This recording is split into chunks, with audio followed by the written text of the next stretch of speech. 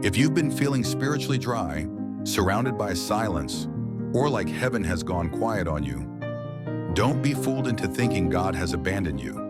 More often than not, He's quietly testing your faith, and the first sign is divine silence that feels almost unbearable, just like in Job's story, when he cried out but received no answer. Yet God was watching his every move. Job 23, 8 through 10. If your prayers echo back without a reply, it doesn't mean you're forsaken. It means God is observing your response when the heavens seem closed. Will you worship without the blessing? Will you trust when you can't trace Him?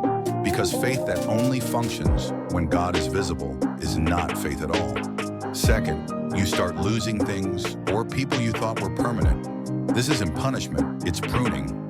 John 15, 2. Because when God is preparing to elevate your spirit, He first cuts away every branch that will weigh down your purpose. People you leaned on suddenly drift. Sources of comfort dry up, and doors you thought were yours slam shut. And if you're not discerning, you'll think it's the enemy, when in reality, it's a divine test.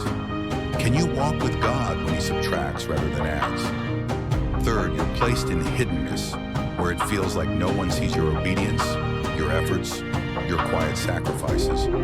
But Luke 16:10 says the one who is faithful in the little will be trusted with much, and God will often test your stewardship in private before He honors you in public. If you're in a season of being overlooked, ignored, or underestimated, that's not rejection.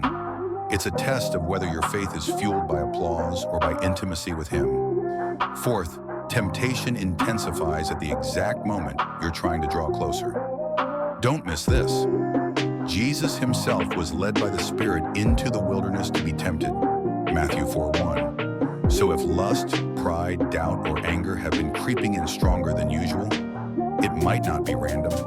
It might be your wilderness test, where the enemy comes not because you're weak, but because you're dangerous to His kingdom. Fifth, your obedience becomes more difficult and less rewarded. Suddenly, reading your Bible feels dry. Fasting feels pointless. Tithing stretches you more than it sustains, and you start to question if your obedience is making any real difference. But Hebrews 11:6 says, without faith, it is impossible to please God.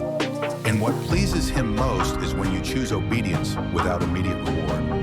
When you tithe even when it hurts, pray even when you're exhausted, and love even when you're rejected.